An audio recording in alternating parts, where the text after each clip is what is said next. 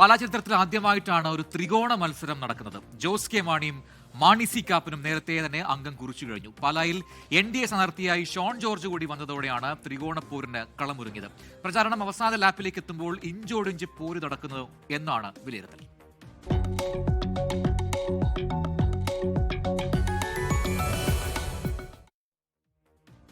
മൂന്ന് മുന്നണികളും സകല ആയുധങ്ങളും എടുത്ത് പോരിനിറങ്ങുമ്പോൾ മത്സരം പ്രവചനാതീതം തന്നെ. 2019 ഏപ്രിൽ 9 വരെ കാര്യങ്ങൾ ഇങ്ങനെയായിരുന്നില്ല. മാണിസാറിന്റെ സ്വന്തം പാല എന്നും പാലായുടെ സ്വന്തം മാണിസാർ എന്നുമായിരുന്നു കഥ. എന്നാൽ പിന്നീട് നടന്ന തെരഞ്ഞെടുപ്പുകളിൽ മാണി വിഭാഗത്തിന് മാണിസാറിന്റെ പാല നഷ്ടമായി. അത് തിരിച്ചു പിടിക്കാനുള്ള പോരാട്ടമാണ് ഇത്തവണയും മകൻ ജോസ് കെ മാണി നടത്തുന്നത്. മുഖ്യമന്ത്രി നാടിന്റെ വികസനവും പാലായുടെ വികസനവും പാലായി വരേണ്ട ഒരു മാറ്റങ്ങളെ പറ്റിയൊക്കെ സംസാരിച്ചു. വലിയൊരു പ്രതീക്ഷ നൽകുന്നു. ഇന്ന് ജനങ്ങൾ അത് തന്നെയാണ് ആഗ്രഹിക്കുന്നത്. അപ്പോൾ പൂർണ്ണമായിട്ട് ഞങ്ങൾ വിശ്വസിക്കുന്നു അഭിമാനകരമായ ഒരു മുന്നേറ്റം ഇടതുപക്ഷത്തിനോടൊപ്പം ഉണ്ടാകും എന്ന് ഞാൻ കരുതുകയാണ്. നാടിൻ്റെ കാര്യം പറയുമ്പോൾ ജനങ്ങളെ ചേർത്ത് പിടിക്കാൻ കഴിയണം എന്നുള്ളതാണ്. അതോടൊപ്പം തന്നെ വികസനം, ഈ രണ്ട് കാര്യങ്ങളാണ് തീർച്ചയായും ഒരു നാടിനെ സംബന്ധിച്ചുള്ള ഏറ്റവും സുപ്രധാനമായിട്ടുള്ളത്. അത് തന്നെയാണ് ഞങ്ങൾ മുന്നോട്ട് വെക്കുന്നത്.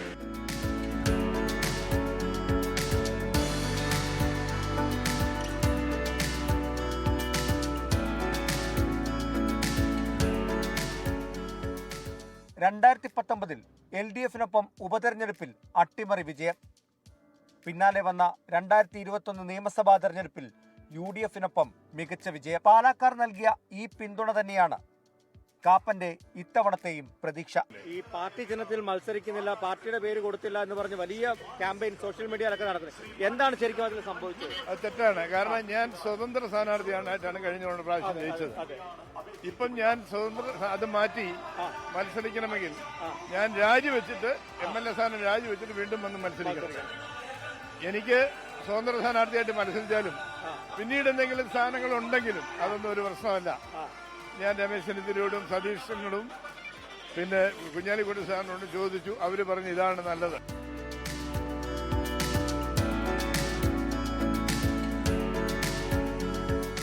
പാലായെ ഇത്തവണ പ്രവചനാതീതമാക്കുന്നത് BJP സ്ഥാനാർത്ഥിയായി ഷോൺ ജോർജിന്റെ കടന്നുവരവാണ്.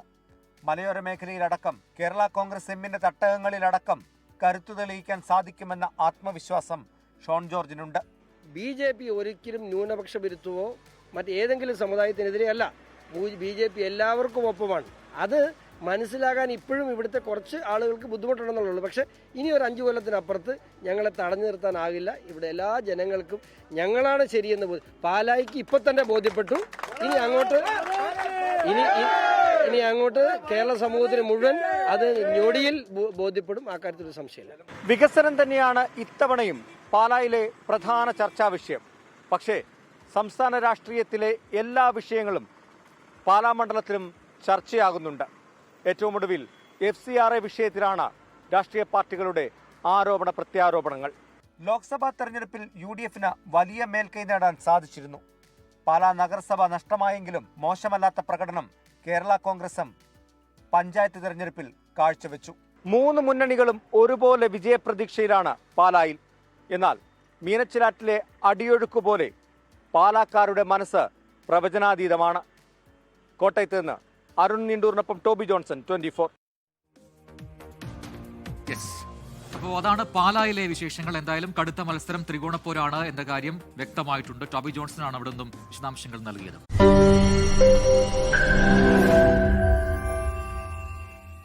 ലോകത്തെവിടെയായാലും ഏത് സമയത്തും 24 വാർത്തകളും ഓഗ്മെന്റഡ് റിയാലിറ്റി പാക്കേജുകളും എക്സ്പ്ലെയിനറുകളും വിശദമായി കാണാൻ ഞങ്ങളുടെ YouTube ചാനൽ നിങ്ങൾക്ക് സബ്സ്ക്രൈബ് ചെയ്യാം.